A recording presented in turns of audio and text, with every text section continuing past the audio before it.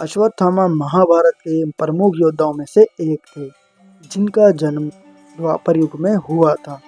उनके पिता गुरु द्रोणाचार्य, जो कुरुक्षेत्र युद्ध के महान आचार्य थे, उनको संतान की प्राप्ति नहीं हो रही। संतान प्राप्ति की इच्छा में वे हिमाचल की वादियों में पहुंचे और वहां स्थित तपेश्वर महादेव के शिवलिंग की कठोर तपस्या और पूजा अर्चना करने लगे। इस तपस्या के फलस्वरूप उन्हें भगवान शिव के अंश के स्वरूप अश्वत्थामा का वरदान मिला।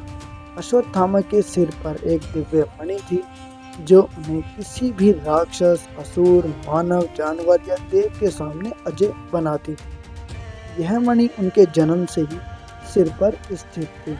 अश्वत्थामा गरीबी में पले बड़े थे। जब तक कि पांडवों और कौरवों को युद्ध कौशल सिखाने के लिए नहीं बुलाया गया था, अश्वत्थामा ने राजकुमारों के साथ युद्ध कला सीखी और युद्ध में निपुणता हासिल की, और साथ ही साथ वह धनुष व बाण में कुशल थे। परंतु वह अर्जुन से पीछे रहे, जिससे द्रोणाचार्य ने विश्व का सबसे सर्वश्रेष्ठ धनुर्धर बनाने का वादा किया था।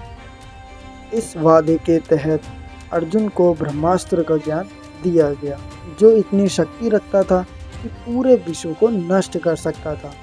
परंतु यह ज्ञान केवल अर्जुन को ही नहीं, बल्कि अश्वत्थामा को भी दिया गया था।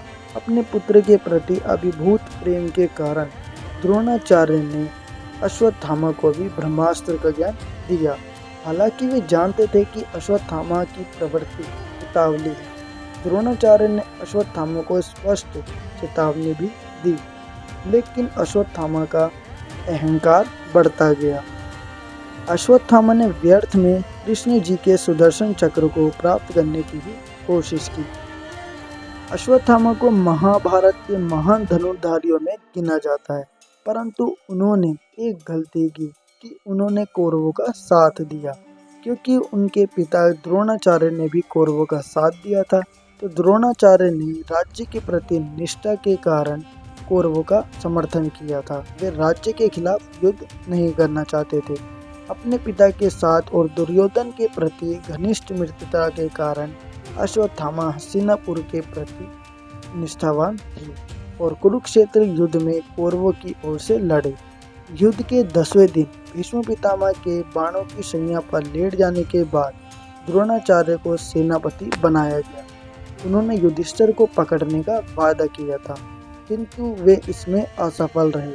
पांडवों ने कृष्ण जी के साथ मिलकर एक योजना बनाई कि भीम अश्वत्थामा नाम के एक हाथी को मार देंगे और युधिष्ठिर द्रोणाचार्य को यह सूचना देंगे कि अश्वत्थामा मारा गया। क्योंकि युधिष्ठिर अगर द्रोणाचार्य जी को ये बताएंगे तो गुरु द्रोण यकीन कर लेंगे, क्योंकि युधिष्ठिर कभी झूठ नहीं बोलते, और गुरु द्रोणाचार्य शस्त्र त्याग देंगे। और योजना अनुसार यही सब कुछ हुआ था। गुरु द्रोणाचार्य के द्वारा शस्त्र त्यागने के बाद धृष्टद्युम्न ने गुरु द्रोण का वध कर दिया। इन सब से अश्वत्थामा को बहुत ही क्रोध आया और अश्वत्थामा ने ठान लिया कि वह अब पांडवों का वध करके ही रहेगा। फिर एक दिन अश्वत्थामा ने रात में पांडवों के शिविर पर हमला किया और पांडवों के पुत्रों को पांडव समझकर मार डाला। फिर कुछ समय के बाद पांडव और अश्वत्थामा का युद्ध हुआ, जिसमें अश्वत्थामा व अर्जुन ने ब्रह्मास्त्र का प्रयोग किया। कृष्ण जी के कहने पर अर्जुन ने तो ब्रह्मास्त्र को वापस बुला लिया, परंतु अश्वत्थामा को ब्रह्मास्त्र वापस लेना नहीं आता था। इसलिए उन्होंने गर्भवती उत्तरा की कोख पर वह ब्रह्मास्त्र छोड़ दिया। इससे उस बच्चे की जान चली गई।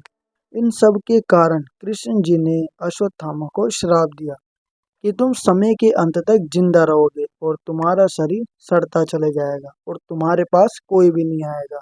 और श्री कृष्ण जी ने अपने सुदर्शन चक्र की सहायता से अश्वत्थामा के सिर पर लगी मणि भी छीन ली थी, जिससे अश्वत्थामा के सिर पर, जहाँ पर वो मणि थी, वहाँ पर गहरा घाव हो गया और वो घाव रह गया।